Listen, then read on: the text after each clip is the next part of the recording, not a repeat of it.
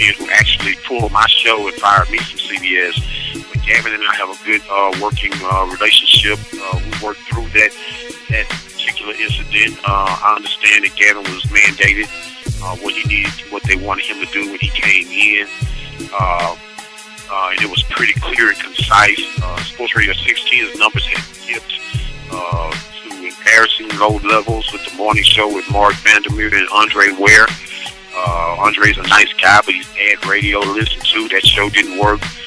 Mark Vandermeer is so much, he's just too nice of a guy and sort of a marshmallow, and he doesn't reflect the blue-collar attitude of this city and this state. Man, you've got these people down to a T. I'm telling you, that's exactly that's a perfect description. Perfect. And I like Mark, it's my job with used to Media Watch to, as a media critic, to be honest about my observations. And people say, well, Craig, what qualifies you to, what qualifies me is that I'm very intense about listening. I listen to more sports talk than anybody. I listen to all these stations. I listen to the overnight broadcast. I'm able to do that because of my work hours, and I've worked with them personally. I know most of them personally, so that gives me a little bit upper hand on the average guy listening. But like I said, Mark and Andre's show didn't work well. The numbers dipped really, really low at that time at 610, so they made the change away from Bill Van Rysdam and as the program director and Laurel Morris as the general manager, which I didn't agree with, but then they brought in Gavin Spittle, who's the current program director. And the first thing Gavin did now, when he came into the station, now keep in mind, morning radio and drive time radio is what pushed and drive your rating. The first order of business Gavin did when he got to 610 was he sent out a memo that he didn't want any urban music played on the station. No hip hop, nothing. I don't want any urban music. All I want is classic rock. That's crazy. They reprogrammed it now. So what kind of message does that send? Forget about the public. What does that send to the? If I'm a black guy, I'm working around there. You got other black folks working that are not on the air, but they working in the station. What kind of message does that send to your employees when you come in and you prioritize something that's not even a priority? Let me explain something to you, Bodie. If my show on a Sunday night is excellent or if it sucks, it doesn't mean anything in regard to the ratings on the station, okay? So there's no way a once-a-week show should be your first order of business. But the first thing he comes in and does is he says, I don't want no urban music on this station, and you're fired, and this show is gone. So that's sending a clear message to a certain segment of your listening audience that we don't appreciate you. Yeah, man, it's just like, I don't know, man, I hate to go there, but man, it's like black and white drinking fountain. Hell, you can drink from this fountain, but not right now. This is for this fountain. You know what I'm saying? Well, I'm not just saying it like that, but that's the feel, man. It's just crazy. Well, now you got to say it like you feel it, bro. That's the way you feel it. You got to say it that way. Some parts of me calls it. I want to call it unintentional. Yeah, exactly, racism, unintentional. Because it's just really an old system of doing things. And let me be devil's advocate. Let's do it. Let's look at it this way, Bodie. Let me give these guys the benefit of the doubt. Let me put myself in their shoes. Radio is a tough business. There are not a lot of jobs to go around. There's only one morning show slot, one midday, one drive time, one evening slot per station. Houston is we got a plethora of stations. We got 4 sports talk stations in the market. And that still gives you about 9 quality jobs as far as on-air personalities, okay? Because you only got about 3 primary slots per station. So most of the slots are duos. So, about 12 to 18 folks in the city are going to have pretty decent jobs as far as on-air talent. So if I'm the people that are entrenched in those positions, and if I'm the people that are making the decisions that put people in those positions, and I'm held accountable and I'm held liable for the performance of those people. And the safe bet for me is to be safe and to stay with the core demo. Hey, these program directors have children, and they got to drive to school in the morning. They got mortgages, so I understand that people are probably making decisions based on the color green more so than the color black and white. But it's all reciprocal, and even though we understand what we understand what the reality of situations is, it doesn't mean that it's right. And no one can tell me in a city with 4 or 5 million people, however many damn people we have in this city, and 4 sports talk stations, no one is going to sit here with a straight face and tell me everything is on the up and up when you only have one person of color in the entire damn market with a full-time position. No one is going to tell me with a straight face that that's cool and that that's on the up and up, because it's not. Yeah, it ain't, man. It ain't. It's just not. It's not, man. It's not. And that's just all it is to it. It's just not. Yeah, but man, we gotta break through, man. We gotta break through, be competitors. That's the American way, man. Compete against them, get your brand up, and compete. And I'm supporting, man. I'm gonna be on that station. I'm gonna be listening to y'all, man. Now that I know, man, KCOH, I listen to what's his name in the morning whenever I could pick him up. Michael Harris.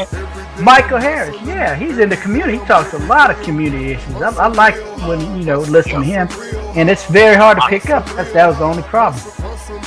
Yeah, Michael's an award-winning broadcaster. He's been recognized. As recently as a couple of months ago for his achievements. You got historical people over there. Of course, my Ralph Cooper. Ralph name kind of speaks for itself in the market.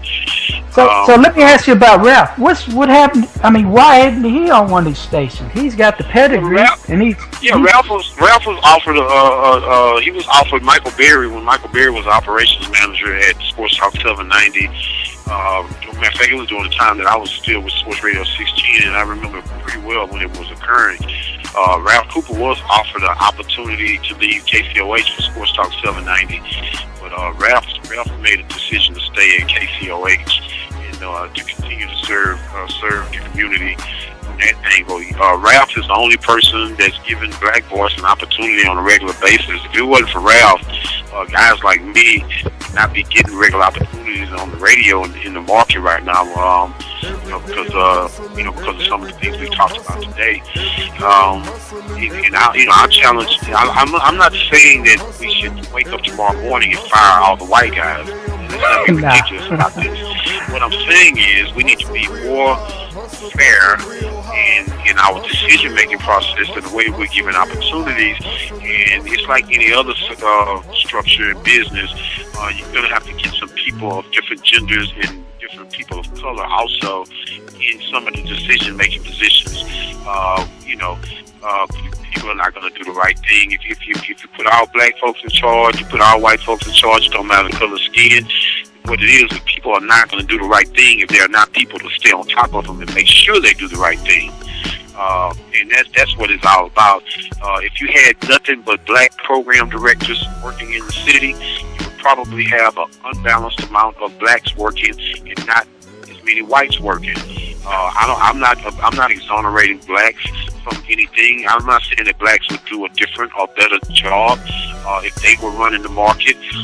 I think the market needs to be balanced. The market needs to reflect the makeup of the city. The market needs to reflect the makeup of the country. This is the United States of America. This is a melting pot. Houston is more reflective of the demographic of the country than most cities because Houston's primary workforce is still from the oil and gas industry, the medical industry because of the medical center, and the space center. So we have 3 different areas of mass business, of billion-dollar businesses that have brought many different people of many different backgrounds into this city.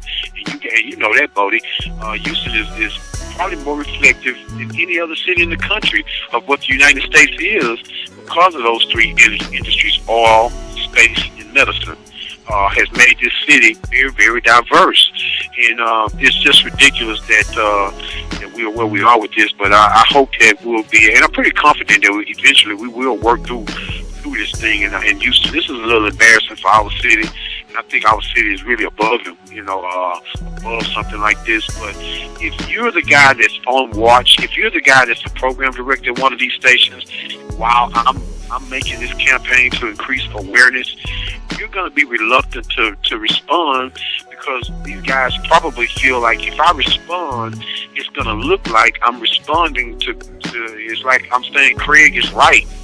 And guys don't want to, nobody wants to be the guy that has to admit that, we were wrong. So I'm expecting and I'm predicting that the guy that will probably step up and make some significant hires of minorities and women will likely be Gavin Spillover at Sports Radio 16. Gavin just seems to be a sharper cat than the rest of these guys. John Granado doesn't know what he's doing running 15-6 in the game. He's about to run that station in the ground. They've made more changes over there in 3 years than anybody in the market. And so that means that you're not having success, and the numbers bear it out. Their numbers are horrible over there. So he doesn't know what he's doing. I'm sure David Gower is probably becoming more and more aware of that. Sports Talk 790 was under Michael Berry's run. He was inexperienced, not qualified for that job. He's not highly thought of in the circle of program directors or operation managers in radio. He's not thought of in high regard in that area. And Dave Tepper at 97.5 ESPN The Ticket, he just doesn't have a lot of power between having to answer to Bristol and to answer to the GM and another individual that I've recently been informed of that operates out of Atlanta.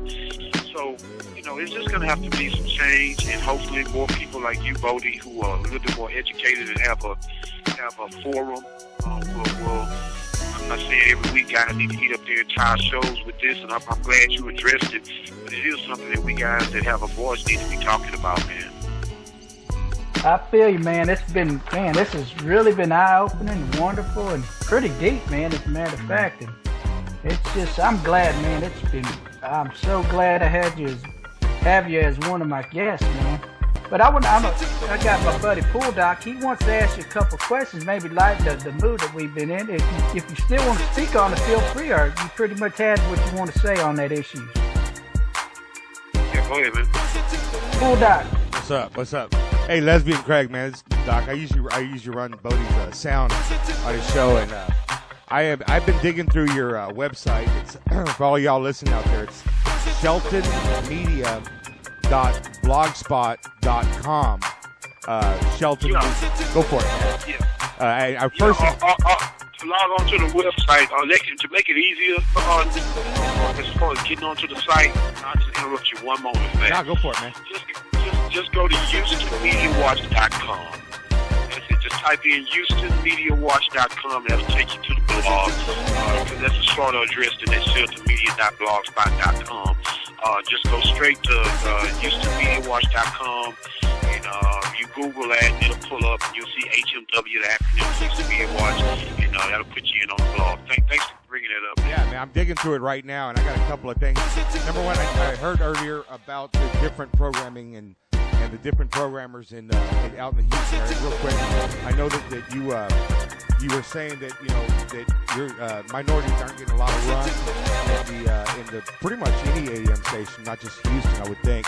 But it's really hard to answer this. I know it is, but there seems to be kind of a progression that it's gonna have to change at some point in time.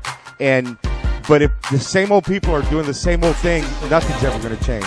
So I think that if you can get your word out there, like with HMW, and get the folks out there to at least acknowledge it. You know what I'm saying, man? I mean, we don't have to agree upon it, or we don't have to disagree, or whatever. But at least you put it out there, and it's something that needs to be acknowledged. And like I said, I really encourage listeners out there to go to Houston. Just go to HMW and check that out. I'm in it right now. Real quick, while I'm in your website, I gotta say, brother, the ghetto recipes are freaking the bomb, bro. Hey, man. Hey, dude. Man, man. We set that page up, man. I'll tell you a cool thing about the Ghetto Recipe page on the blog. We set that thing up. We wanted the blog to be, when you have a website, you have about 5 seconds. When a person comes to your website for the first time, you have about 5 seconds to keep whatever they see visually. You got about 5 seconds for that visual to stick, and they'll make an immediate decision whether or not they're going to scroll down or stay with you for a few minutes and do a little reading. So we wanted the website to be, kind of high energy, and when you turn it on, when you logged on, we wanted you to kind of have a visual. So, we put the music player in there with a lot of different types of music, rock and hip hop, and blues and a bunch of crap that I don't like, but most of it I like what's on there. But we try to put something for everybody. So we wanted some cool, laid back things to kind of promote some fun because of the serious nature of the blog. And by us being media critics, we know a lot of time our comments are going to be controversial and they're going to piss people off. So we wanted the blog to have some fun stuff. So that Ghetto Recipe page is actually recipes from myself and the other associated bloggers with the blog, man. We actually cooked that stuff ourselves and took pictures of it and wrote those recipes up. So I'm glad that you appreciate the Ghetto Recipe page on the Used to Media Watch blog, man. Thanks a lot for mentioning. Hey, brother, real quick while I got you, man. Number one, every time you bounce around any of your website, that damn music player pops up and blasts my ears. Yeah, but I it's cool. I can get past that. I know how to pause things. But I'm looking right now at the first one. It's you guys calling this one the sick twice baked potato skins, and them mofos look like it's something you want to get into. I like the fact that you're using the Hill Country Fare, the HEB fajitas. Those of us in San Antonio know exactly where those are in the counter. But I wanted to get into one real quick, and I like the fact that you put up a picture showing how to do these ghetto recipes on the website. Real quick, this is Stucknut Radio. We are the Bodie and Unleashed Show / Rock Show. We have Lesbian Craig on the air with us, and he's been on the air with us for almost an hour. We appreciate that a lot, and we're digging through his website right now. It's Bulldog in the House with Bodie. I wanted to get to one real quick that I am actually going to try this one. It's the ribs, man. Now, you guys have spelled out the ribs pretty good here. Just follow it to the word. Is that how I do it? Because, man, I want to impress some folks, man. Now, I ain't gonna call it the ghetto ribs or nothing. You know what I'm saying? I'm gonna call them Bulldog's ribs, if you don't mind. But I've never had pineapples cooked into some ribs and all that stuff. So, man, fill me in on all that, man. Is that gonna work like it's supposed to, or did I just follow you straight up, man? Well, that particular recipe is a recipe from Lamont, who is one of the primary bloggers on the site, and Lamont is one of the charter members of HMW, of Used to Media Watch. Lamont, myself, Lamont was a very well-known caller. Bodie should know who Lamont is from his calls. And Mike and Derry Ashford, who everybody knows, we're the three guys that got together, the three callers that got together and started HMW, Used to Media Watch. So that particular recipe is a recipe that Lamont does all the time, man. Those ribs, those baby back ribs with the pineapple. So I really don't feel qualified to speak on his particular recipe. That's just don't go there, man. You know what I'm saying? But hey, Lesbian, real quick, man. It's pretty detailed with it. The recipe is pretty detailed out, man. So have at it. Hey, man. Hey, Craig. This is Stucknut, man, and this website. We are who we are, and we're straight up. We ask questions, and we are who we are. We're kind of like you guys, and we like to, we're straight up. And I've got a question, and I wanted to answer it. I guess I need to, if you could get Lamont to answer this and bring him on one day. I want to know where in the ghetto you guys get apple wood chips, bro. In the ghetto, there ain't no apple wood chips in the ghetto, man. I can see the mesquite. I'm digging through your website, and I'm calling you out, man. I've heard, and you've had I'm going to make this interview go directly south, and I hate to put you on the thing, but I don't know of any apple wood chips hanging out in the ghetto, man. They ain't even goddamn trees in the ghetto, bro. Where the hell you get it? That means someone's going to the store, and I don't know. there are no applewood trees in the ghetto. You're right about that. All right. Now he's got a spot that he gets that wood from in his area of town where he lives out in the suburbs. He got a spot there that he goes to, and they've got a wide variety of different type of woods and stuff. So yeah, he takes it serious, man. That's one thing about the guys that participate on that page, that particular page, man. We take that so serious when we're like little schoolgirls, man. We get to cooking recipes, we get on the phone and we call each other, yo, man, check this out, dude. We emailing pictures and sharing secrets. So, we take our like you know the saying, man. We like to put our foot in it when we cook. Man. No, man, I hear you. I'm just messing with it a little bit. I got one last thing that I got a problem with. There's a badass New Braunfels grill smoker that either you guys ripped that son bitch off from the suburbs and brought it to the ghetto, but I've never seen one of them goddamn grills like you guys have on this page in the ghetto. Those are my only 2 complaints, man. Everything else is straight up forward, bro. And I'm just playing around with you, Craig. I mean, you've been a pleasure. Our shows on StuckNet Radio, we pretty much have an open door policy, and we let our hosts come in and bring whoever they want. This has been a unique conversation with what you've been saying. I was actually taking notes and following your website the whole time. You've got an interesting thing going on here. I'm so glad you gave us the opportunity to bring you on the air. I know Bodie's been excited about this, and I've been excited. I know the members are too.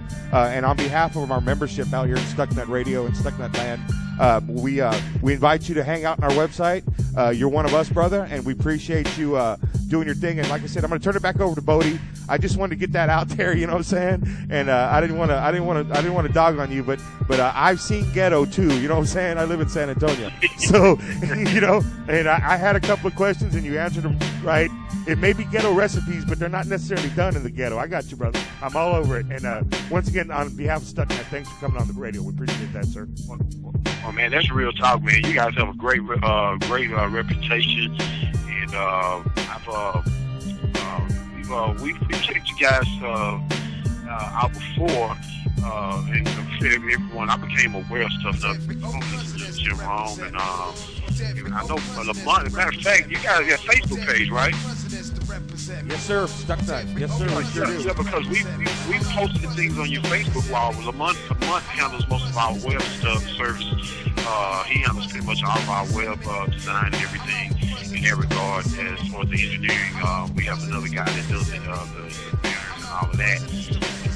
I know we posted things on you guys' Facebook page because I remember when Josh Ennis hosted Jim Rome, they were killing Josh Ennis on Stuff Nut on their Facebook page. Hey, speaking of that, Craig, we got an interactive show here, and I got a question from one of the boys in the chat. This is Steve from Tomball, and he writes,